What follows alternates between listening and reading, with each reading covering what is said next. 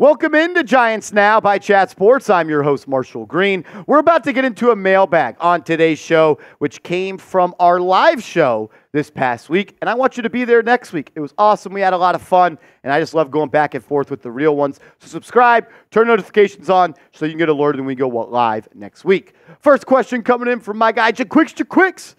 $5 super chat as well. Thank you, my man. Do you think we will re-sign Isaiah Simmons? If so, what will be the contract? Thank you. Love the channel. Thank you. Love you. Appreciate that. I am interested in bringing a guy like Isaiah Simmons back, but for the right price.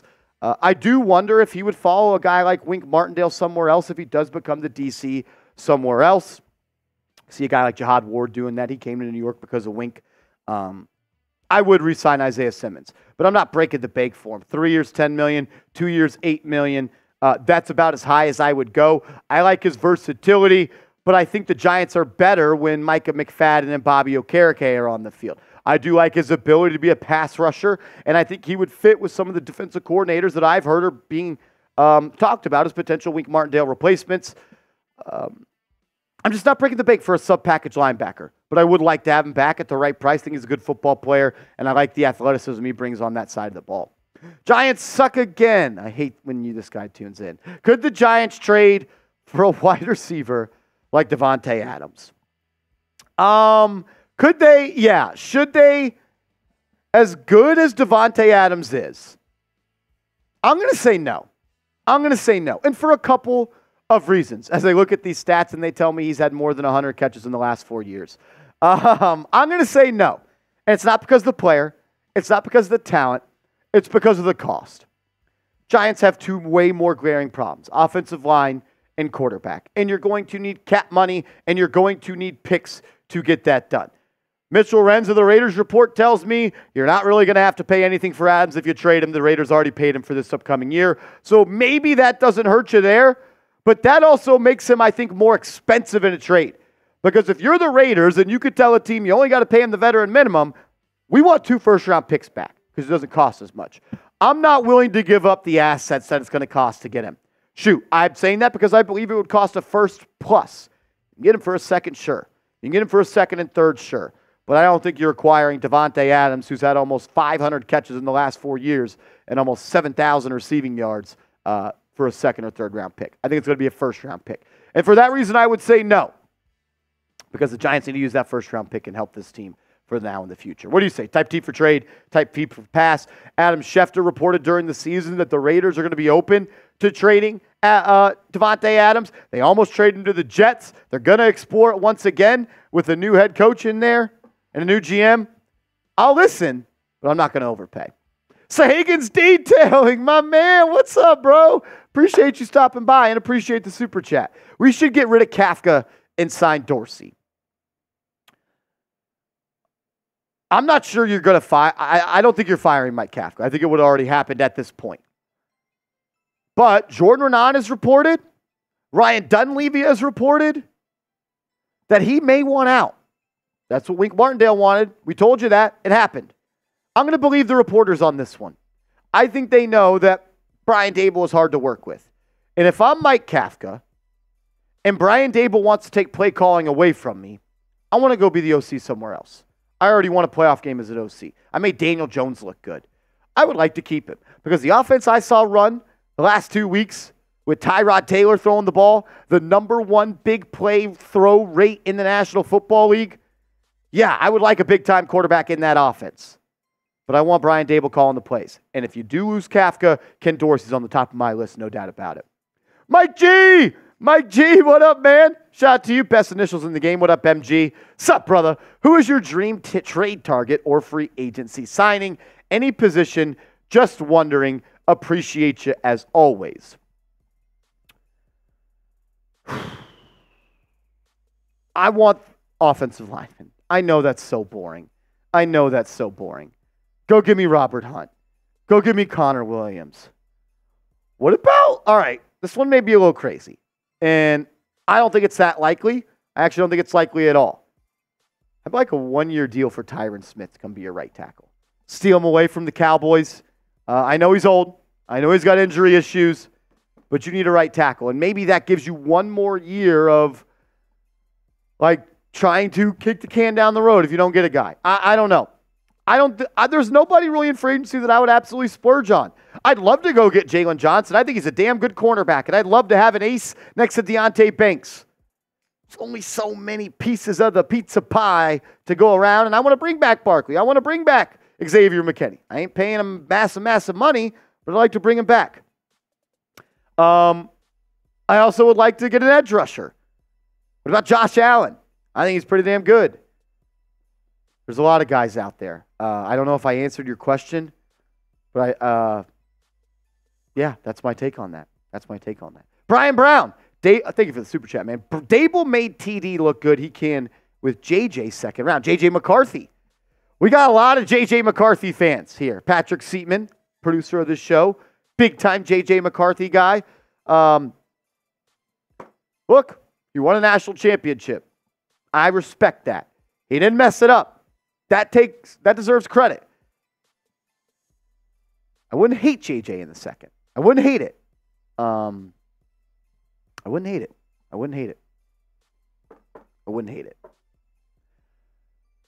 I'm just scared if they draft him, he would just be Daniel Jones 2.0.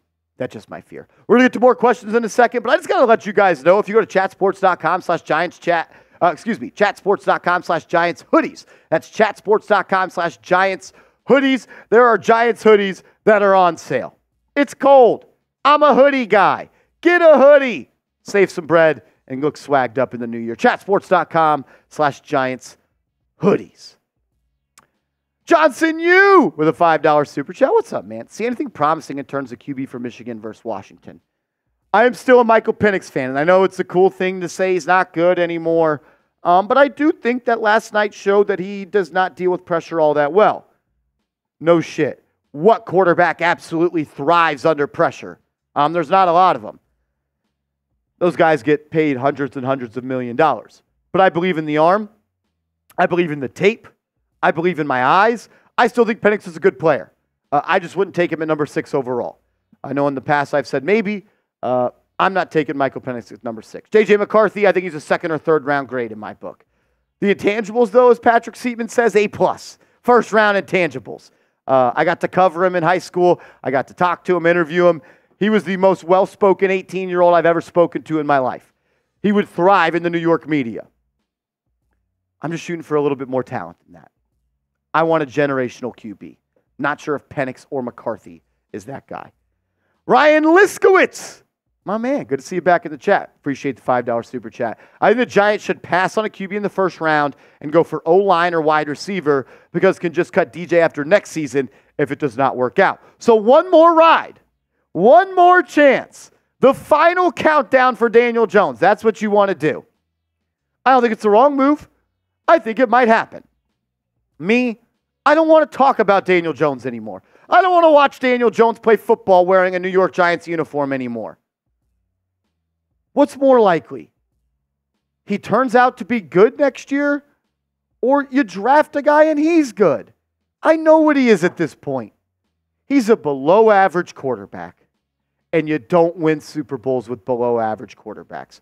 I'm also worried that they put more on his plate this year. They added more weapons. They opened up the offense, and he regressed.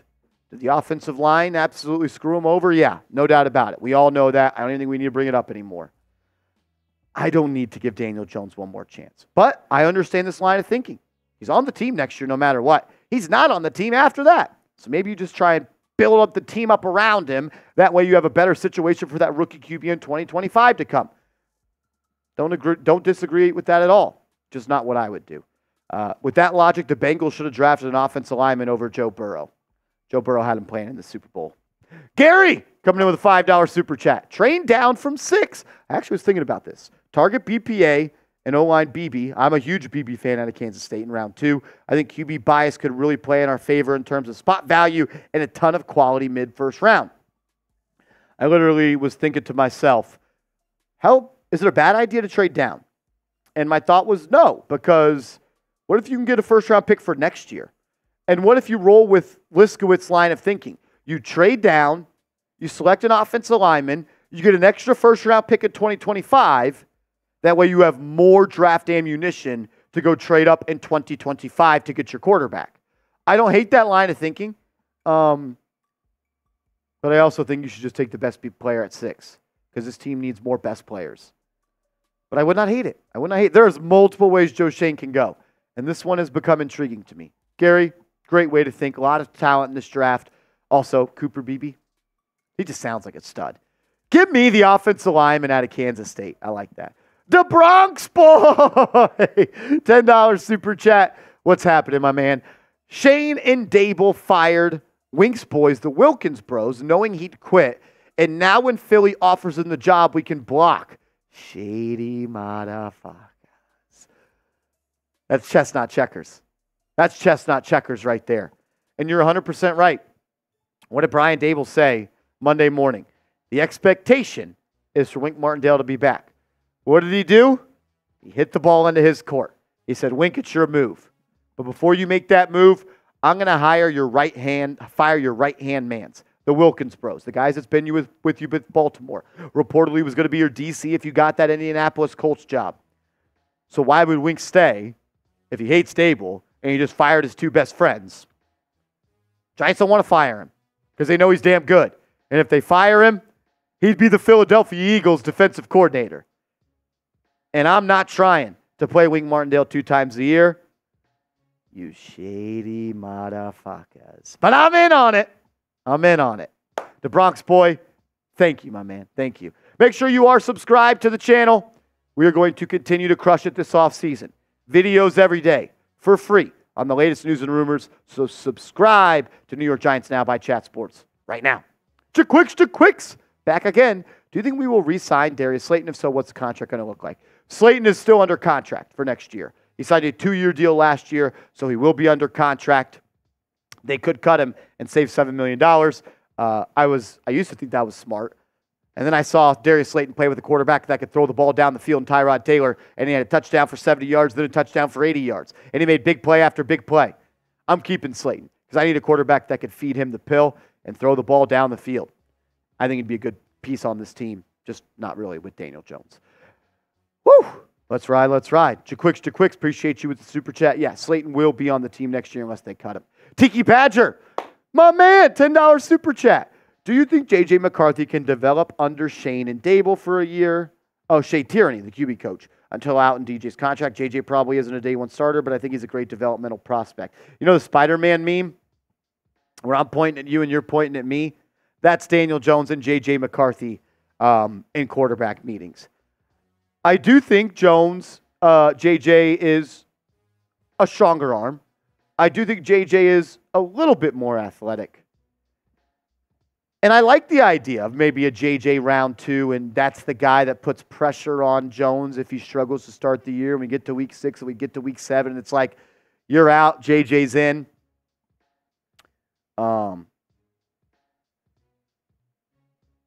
Yeah, that's what Dustin Jones says. Dude just said Slayton will be on the team unless he gets cut. What insight? Yeah, buddy, it's because he just asked if the Giants are going to re-sign him. Thing is, he's under contract, so they can't re-sign him. So he'll be on the team unless they cut him.